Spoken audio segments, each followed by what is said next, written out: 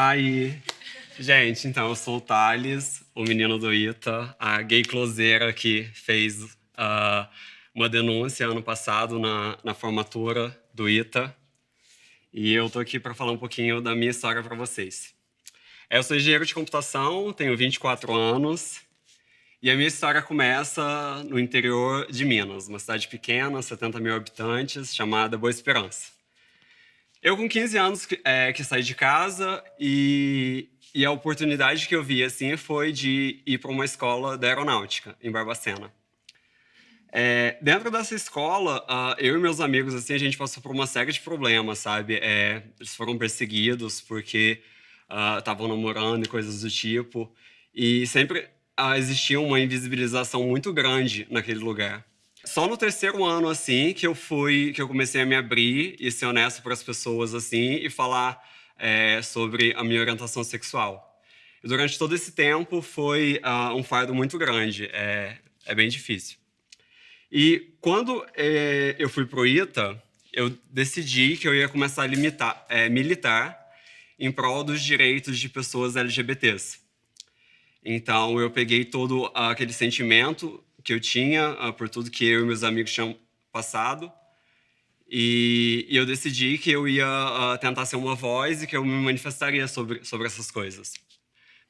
Lá eu comecei a participar de um coletivo, que é a GITA, que é a Associação de LGBTs do ITA. E esse coletivo, assim, foi uma família para mim. Ele super importante na minha vida, ele que me deu todo o apoio e toda a força para eu fazer o que eu fiz. Em 2015, eu estava no quarto ano, eu era militar, daí eu tirei a farda, coloquei um vestido, coloquei uma peruca e fui fazer essa manifestação junto com os meus amigos. A aeronáutica tomou isso como uma maior ofensa que uma pessoa poderia ter feito, porque um homem de vestido e peruca é um absurdo para eles, e ser LGBT, acho que você pode, desde que você não pareça LGBT, desde que você seja o tempo todo invisível, desde que você não exista, desde que você se comporte como um heterossexual.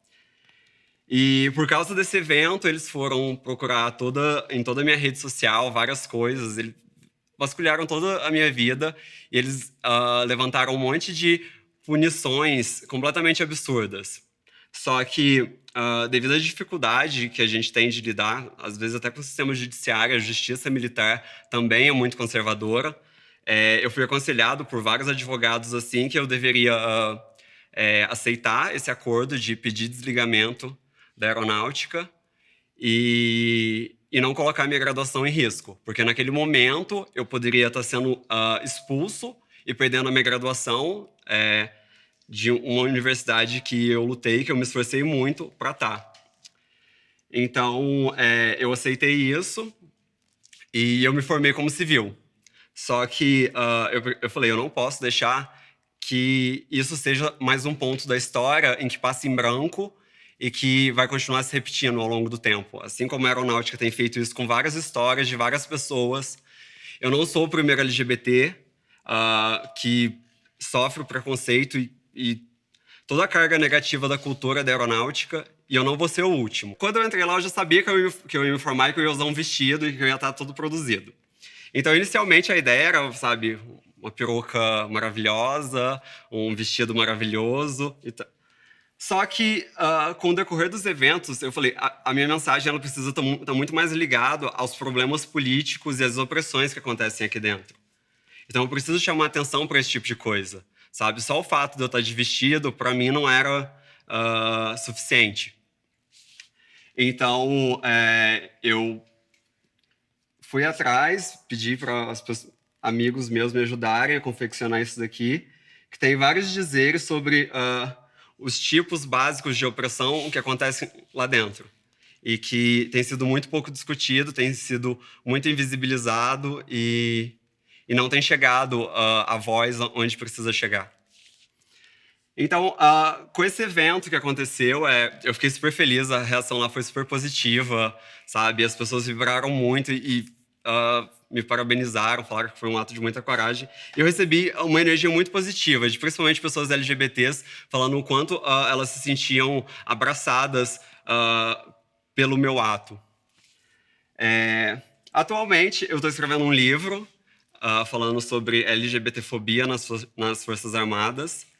E eu espero que esse livro possa inspirar pessoas, jovens LGBTs que estão tendo vários problemas dentro de casa e que inspire as Forças Armadas a reverem suas políticas, que inspirem as instituições a perceber que existe uma violência contra LGBTs e que se eu estou num cargo, se eu estou gerindo pessoas, eu preciso me preocupar com as pessoas que eu estou gerindo. Eu estou aqui hoje, eu tive super apoio principalmente do coletivo, de pessoas que me abraçaram e que me ajudaram muito, mas existem muitos jovens LGBTs que estão sozinhos dentro de suas cabeças, sofrendo, uh, enfim. Eu estou trabalhando como desenvolvedor web, mas eu acho que, sabe, o meu futuro, assim, as coisas que acontecem a partir de agora, não são tão relevantes assim, sabe? Eu sou uma pessoa extremamente privilegiada ainda, tive oportunidades e uma família que me permitiu ingressar numa das melhores, cheio de problemas, mas ainda uma das melhores instituições desse país e isso me deu uma formação muito boa. Então, esse lado para mim está super tranquilo. Mas a minha grande preocupação é com as pessoas jovens e com apoio, com pessoas que não têm o apoio da família, que não têm um coletivo que ele possa participar, que ele possa se conhecer, que ele possa ser você mesmo, sabe? A Gita tem um papel assim imenso de você sentir orgulho, de você sentir felicidade, de você falar assim, eu sou LGBT, eu sou gay, eu sou lésbica, e isso é muito importante para mim, porque com isso eu me abraço e eu sou feliz do jeito que eu sou, sabe? Então, qual o problema, sabe, das pessoas não entenderem isso e de, sabe, fazer o que elas fazem? Então, eu só espero que melhore, sabe? Que todas essas lutas nos levem a um estado, a um mundo melhor. Obrigado.